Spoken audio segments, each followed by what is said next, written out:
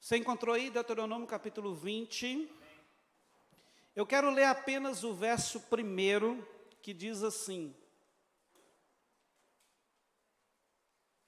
Quando saíres a peleja contra os teus inimigos, e vires cavalos e carros, e povo maior em número que tu, não os temerás, pois o Senhor teu Deus, que te fez sair da terra do Egito, está contigo. Amém? Queridos, essas palavras, o contexto delas é o seguinte, e todo o livro de Deuteronômio, né? O contexto do livro dessas palavras é o seguinte: Israel havia sido libertado da escravidão do Egito, e aqui nós já estamos no ano 38 de deserto. Eles ficaram 40 anos no deserto, amém? Para entrar na terra prometida. Aqui, nesse livro, nós já estamos no ano de número 38. Então, veja só, Moisés, nesse momento, ele chama a nação de Israel e começa a tentar infundir neles uma fé, um encorajamento, que seriam necessários para que eles saíssem do deserto e entrassem na terra e tomassem posse de toda aquela promessa, aquela herança que Deus já havia dado a eles. Era esse o momento. E Deus sabia, e é por causa disso que Ele traz essas palavras de encorajamento, que naquele momento em que eles entrassem na terra, haveria grandes batalhas. Eles teriam que lutar muito para conquistar Canaã. E mais, Moisés já não estaria mais com eles, ele seria tirado de cena. Josué seria então, como sucessor, aquele general que encabeçaria, né, a entrada, a conquista da terra e que dirigia o povo por todas as guerras e desafios que eles haveriam de enfrentar. E diante, queridos, disso, né, desses 38 anos de deserto, né, que por falta de obediência e de fé, eles permaneceram lá, naquele lugar, sem poder entrar na terra prometida, Deus agora traz uma palavra de ânimo, de incentivo a eles. E a palavra é: quando vocês saírem a peleja contra os teus inimigos, e vires cavalos e carros, e povo maior do que tudo, que você, não tenham medo, não os temam, pois o Senhor teu Deus, que te fez sair da terra do Egito, está contigo. É essa palavra de encorajamento que Deus estava trazendo à nação de Israel naquele momento. Estava chegando o dia em que eles atravessariam as fronteiras e tomariam posse da terra de Canaã. Veja, há algo muito semelhante com esse momento, entre esse momento que Israel viveu e o que nós estamos vivendo. Nós, aqueles que creram, que estamos vivendo em aliança com o Senhor, nós vivemos algo igual, queridos, a esse povo. Olha só, nós somos salvos por Jesus, amém? Fomos resgatados da mão não de Faraó, mas do diabo, dos poderes das trevas. E agora, nós estamos aqui lutando para caminhar em fé, em obediência, e com intenções no nosso coração, intenções de conquistar tudo aquilo que Deus reservou para nós aqui. E também crendo que lá no final, nós iremos herdar a eternidade com o Senhor.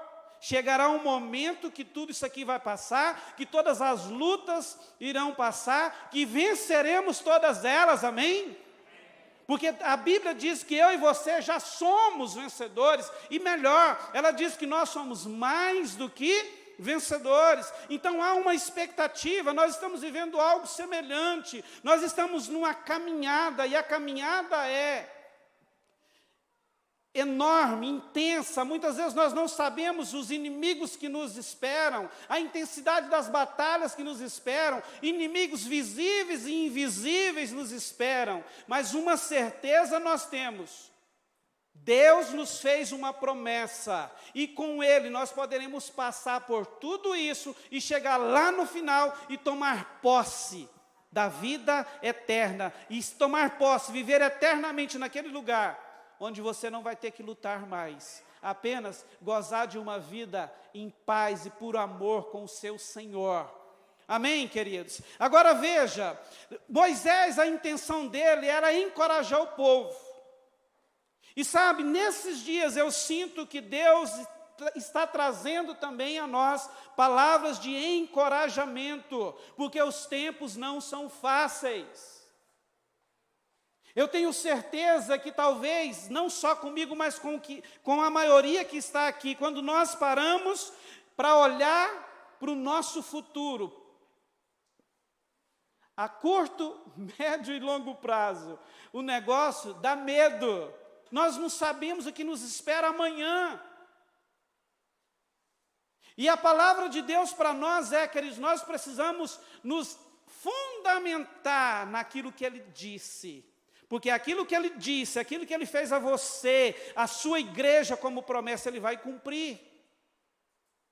E eu quero citar 3 coisas aqui que eu vejo nesse texto, que nos ajuda a alinhar o nosso coração com a palavra, com aquela palavra do Senhor que você recebeu, que Ele tem para nós como sua igreja, como seus filhos, né? E esse alinhamento com a palavra, queridos, é que vai fazer com que a nossa fé seja renovada e nós vamos encontrar esse lugar onde nós vamos voltar a crer contra a esperança como creu Abraão.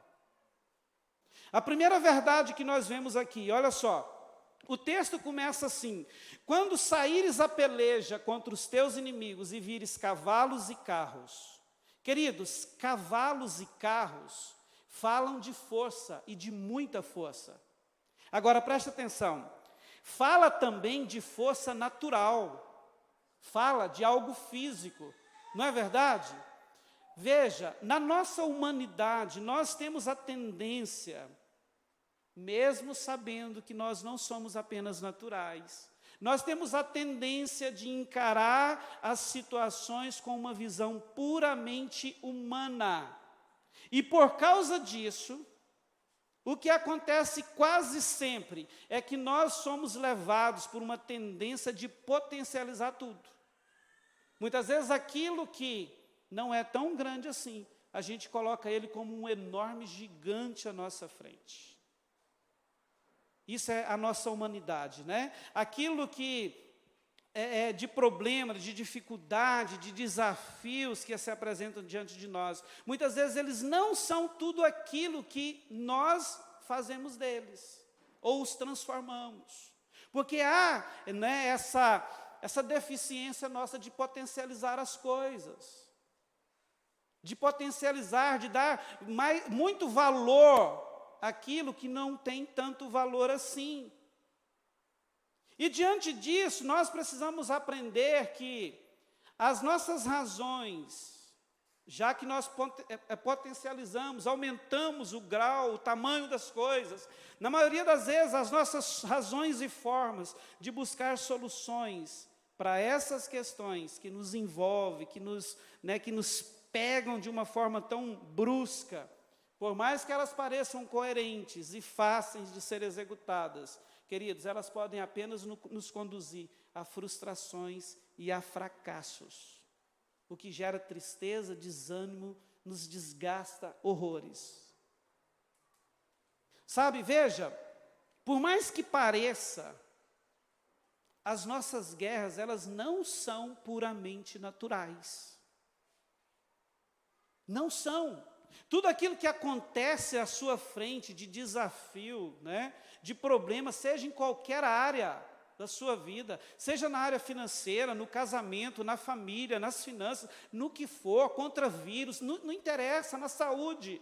Você precisa entender que isso não é algo puramente natural. A Bíblia diz assim, queridos, em Efésios 6:12, a nossa luta não é contra carne e sangue, e sim contra os principados e potestades, contra os dominadores deste mundo tenebroso, contra as forças espirituais do mal nas regiões celestes. E se você for ver o versículo anterior, você vai ver que o conselho de Paulo é que nós devemos nos revestir de toda a armadura de Deus, para que diante dessas lutas que não são contra coisas naturais, e contra, sim, coisas espirituais, né? Nós precisamos nos revestir dessa armadura, porque é o único meio que nós podemos ficar firmes, permanecer de pé diante de tudo isso. Então, a primeira verdade que eu quero que você entenda aqui, a força que você precisa, ela vem do Senhor. E quando eu e você olhamos para todos esses desafios e os enxergamos apenas como coisas naturais, a tendência também é que eu e você sejamos levados a tentar resolver a coisa na força do nosso braço. Não é na força do nosso braço que nós vamos resolver os nossos problemas, as dificuldades que vêm sobre nós. A nossa força vem dele. Sabe, isso me faz lembrar de uma história que está registrada em Marcos capítulo 5, que é aquela história da mulher do fluxo de sangue. Tem, queridos, parte naquela narrativa de Marcos que me chama muita atenção. Havia 12 anos que ela estava com aquele problema. Como não olhar para um problema desse e pensar que pode ser puramente natural? Uma hemorragia, não é verdade? E você vai ver na narrativa, Marcos registra que ela havia gastado tudo o que tinha com os médicos da época para resolver o problema da hemorragia. Mas não resolveu. Olha isso, ela gastou tudo o que ela tinha. Ela se deparou com um problema e começou uma luta intensa na busca da solução para aquele problema, e nisso ela gastou tudo. Você acha que aquela mulher não foi nos melhores médicos da época? Claro que foi. Ela gastou o que ela tinha, diz Marcos. Mas não resolveu. A coisa foi resolvida quando ela olhou para Jesus e disse: se eu pelo menos tocar na ponta do seu vestido, eu posso ser curada. Quando ela deixou de olhar o seu problema apenas como algo natural. Quando ela se rendeu, e aí você sabe da história, ela foi lá e tocou nas vestes de Jesus e foi curada. Entende? Muitas vezes nós estamos despendendo tempo e mais tempo, lutando contra aquilo que a gente olha e parece ver e acha que é natural. Estamos lutando com as nossas próprias forças. Deixa eu te falar uma coisa, tem alguém que está disposto a derramar força, poder sobre você, e a força que te capacita a vencer, vem dele, Cristo, o teu Senhor. Não lute mais com a sua própria força apenas. Ou melhor, largue isso de lado e abrace com ele. Olha só o que Davi disse no Salmos 28:7. O Senhor é a minha força e o meu escudo. Nele o meu coração confia. Nele fui socorrido. Por isso o meu coração exulta e com o meu cântico o louvarei. Olha só, faz forte ao cansado e multiplica as forças ao que não tem nenhum vigor. Sabe quando isso acontece? Quando nós entendemos que não é na força do nosso braço. Nós precisamos acreditar que as coisas não são apenas naturais, que há uma guerra espiritual travada e que a força para vencer vem dele.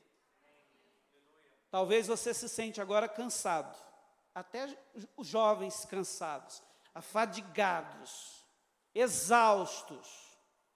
Mas quando você termina de ler o texto de Isaías 40, 29 e 31, a Bíblia diz assim: aqueles que esperam no Senhor renovam as suas forças, sobem com asas como águias, correm e não se cansam, caminham e não se fatigam. Amém? Entenda uma coisa, veja o que está em volta de você, todos os temores. Deixe de olhar para tudo isso e ver e achar, pensar que são coisas naturais, porque não são. Há uma guerra espiritual e a sua força para vencer tudo isso vem do Senhor. A segunda verdade que podemos aprender com essas palavras dirigidas a Israel, queridos, é que nós precisamos entender isso e viver isso. Ninguém é maior e nem mais poderoso do que o nosso Deus. Olha só, diz assim, ó, e o povo, quando entrares na peleja e vires, né, o povo maior em número que tu. Pode até ser, queridos, que há exércitos, né, que se não fosse a graça de Deus te engolia vivo em questão de milésimos de segundos, né? E entenda, quando eu digo aqui essa questão de que nós temos, né, essa tendência de potencializar as coisas, eu não quero dizer que o seu problema também é pequeno, tá? Muitas vezes nós temos problemas gigantes, né? Nós sabemos disso. Muitas das lutas que nós enfrentamos, humanamente falando, talvez quase todas, é impossível realmente de vencer. Agora, o que Deus está querendo dizer aqui, que mesmo que o seu desafio seja algo avassalador, se você colocar a sua fé e confiança nele, você pode ter certeza que a vitória é sua, porque a sua guerra é dele. É ele quem luta as nossas guerras. Jeremias 10:6 diz assim, ninguém há semelhante a ti, ó Deus, tu és grande e grande é o poder do teu nome. Salmo 113, queridos, diz que ele é o Senhor, o grande e o Deus todo-poderoso.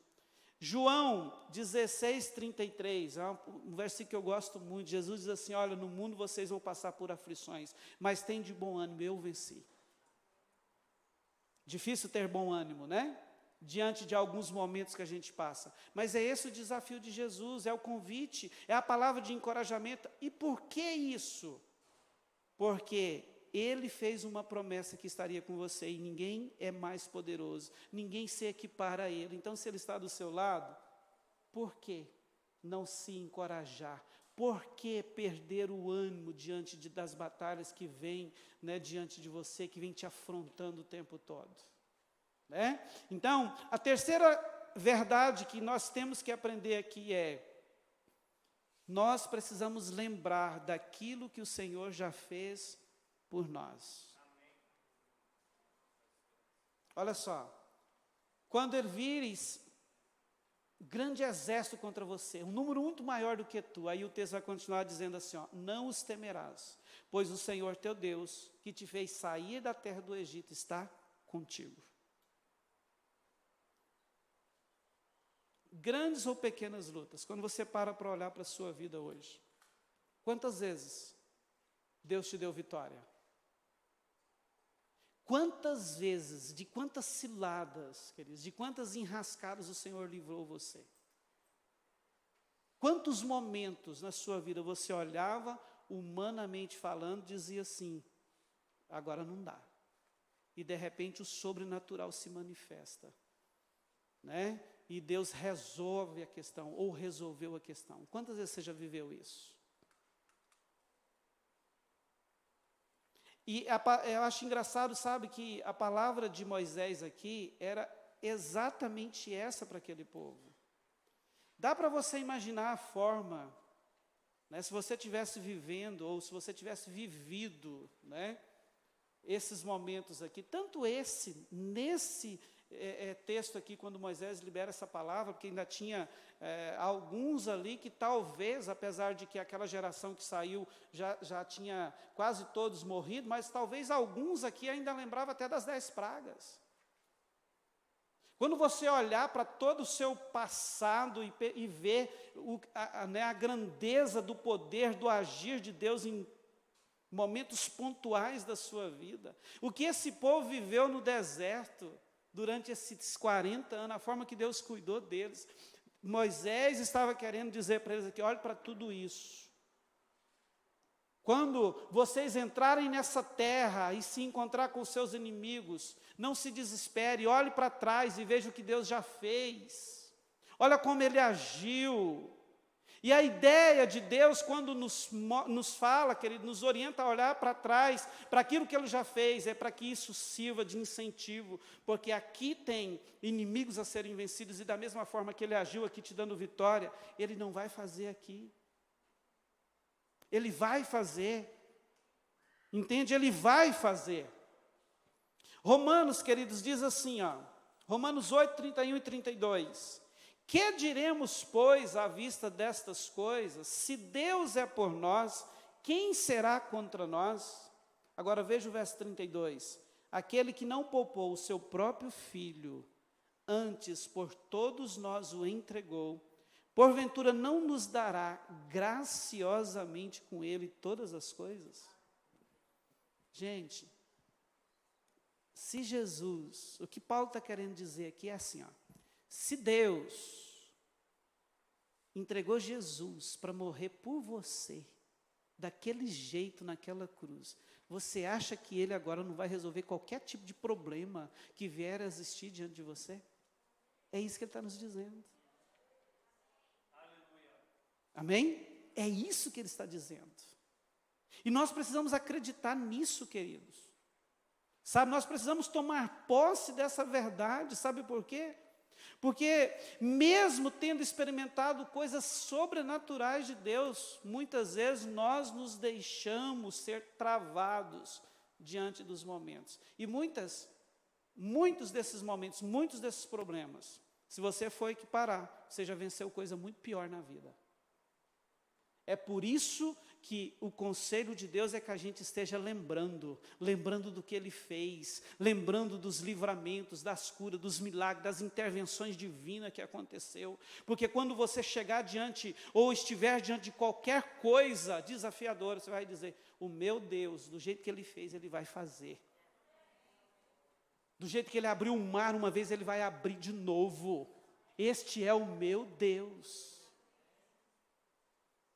Então, uma palavra que eu quero deixar com você, não tema diante de todos os desafios que estão se apresentando a ti nesse tempo. Sabe por quê? Porque Deus está com você. Ele está com você. Não interessa se ainda vamos viver um bom tempo envolvido por pandemia ou se vai vir coisa pior. O que é isso? Jesus não está preso a vírus, não tem nada disso que trava Jesus. Nada disso é suficiente para travar, para impedir que a bênção, a graça dele seja derramada sobre a sua vida. Então nós precisamos, queridos, entrar nessa dimensão de fé, e eu quero profetizar isso sobre a sua vida. Muita gente tem pensado, nossa, o que vai ser do ano que vem, o que vai ser dos próximos anos? Aí a gente volta para a palavra. Jesus disse assim, olha, não se preocupeis com o dia de amanhã, porque basta cada dia o seu mal. E o que acontece? Nós não preocupamos com o amanhã, a segunda-feira, Muitos de nós estamos preocupados com 2021, com 2022, com como será 2030. Se tivermos que chegar lá, Ele estará conosco durante todo o tempo. O que eu quero te dizer é que a verdade de Deus é, não se preocupe nem com o amanhã. E como entrar nessa dimensão de tamanha fé e coragem para viver sorrindo, mesmo, queridos, enfrentando a mesma situação que Israel ia ou estava enfrentando. Olha só, eles não sabiam de nada. Mas, a partir do momento que eles entrassem, que eles colocassem o pé em Canaã e fossem conquistar a terra, haviam inimigos que eles teriam que derrotar para tomar posse da herança. É a mesma coisa com a gente hoje. O que vai agregar de valor na sua vida se você ficar pensando no problema que talvez você vai enfrentar amanhã ou o ano que vem? A única coisa que isso serve, isso te rouba o prazer, a alegria de viver o momento. E olha o momento que você está vivendo, você está na casa do Senhor. Olha como foi seu dia hoje. Entende? Olha a vida que você tem agora. É isso que importa. Viver o momento com fé. Amanhã, a Deus pertence. Você pertence a Ele. O governo da sua vida está nas mãos dEle. Então, você vai passar. E vai passar da melhor forma possível. Deus está com você. Não temas. Pare de potencializar os seus problemas. Pare de pensar que se você perdeu o emprego, né? Muitas vezes pensa, nossa, eu vou ficar desempregado e agora? Nem perdeu o emprego ainda. Se eu pegar coronavírus, que vai... Talvez você já pegou e já foi até curado, você não sabe. É assim que acontece. Então, descanse, creia, porque Ele está. Querido, você tem noção do que é isso? O Senhor te trouxe aqui hoje para te lembrar que Ele está com você. Ele está, Ele não é, não, Ele está o tempo todo com você. Ele está lutando as suas guerras, Ele está enfrentando os seus problemas, Ele está carregando o seu fardo. Agora, nós precisamos acreditar nisso. E parar de potencializar os nossos problemas, dar, maior poder aos inimigos, esquecer daquilo que Ele fez, e também não lembrar dessa promessa, de que Ele estaria conosco em todo o tempo até o fim. Deixa eu te dizer uma coisa para concluir. Hebreus 4,16 diz que nós temos um trono de graça. E o escritor de Hebreus diz que se nós chegarmos a esse trono da graça, nós poderemos receber misericórdia para socorro em ocasião oportuna. O que é isso, queridos? Muitas vezes nós olhamos para a graça e pensamos que graça é só para perdoar pecado, para nos lavar de pecados. Não.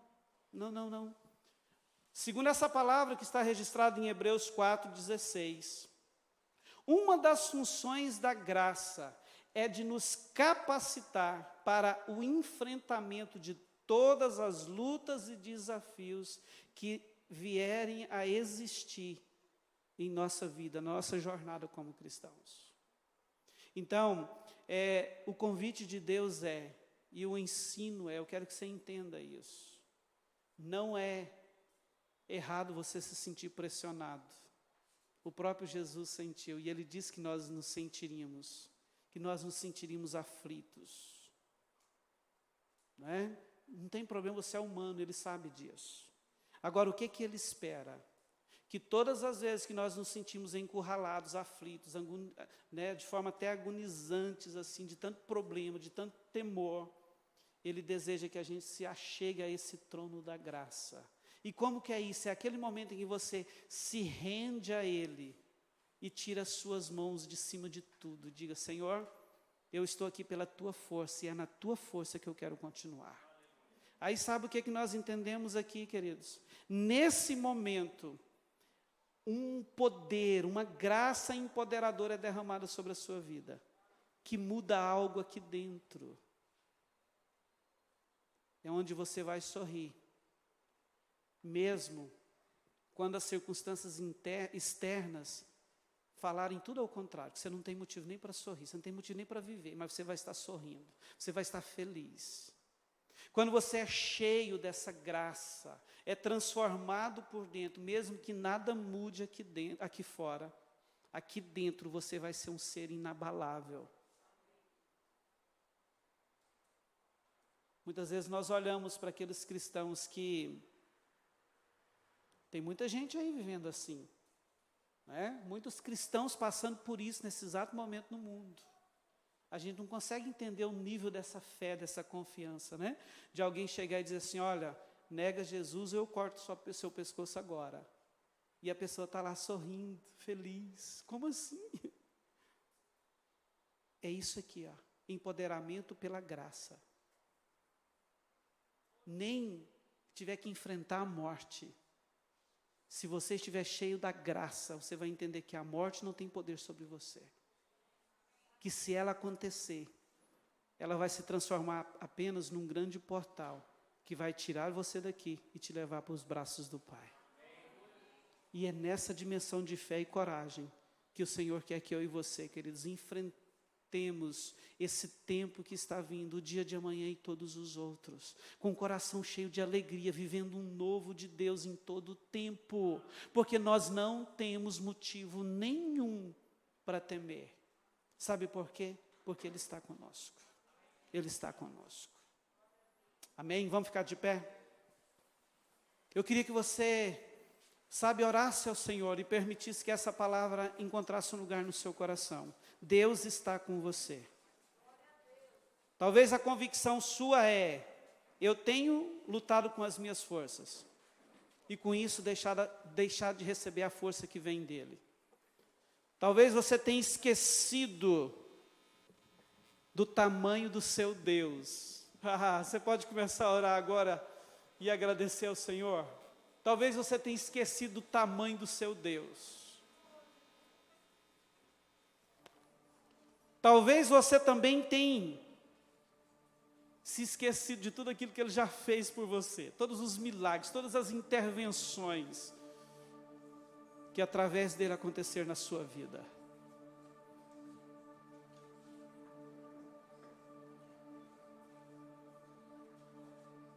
Mas há uma força